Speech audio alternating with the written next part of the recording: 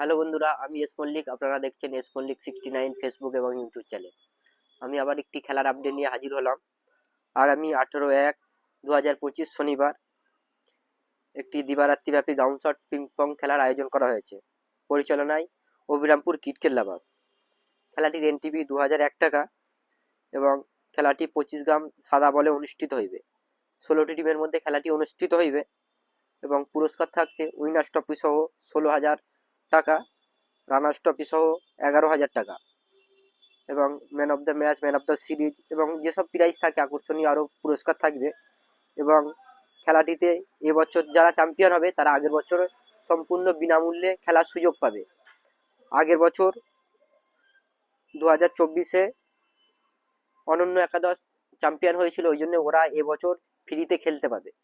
এবং খেলাটি যারা আগে খেলেছে তারা সবাই জানে যে কতই ভালো খেলা হয় এই খেলাটা।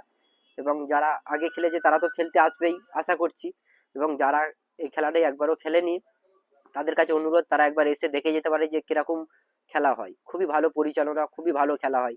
এবং খেলাটিতে আমার নলপুরের সাগর ও 2 বছর খেলে গিয়েছে, 1 বছর রানার্স ছিল, আগের বছর সেমিফাইনালে হেরে গেছে।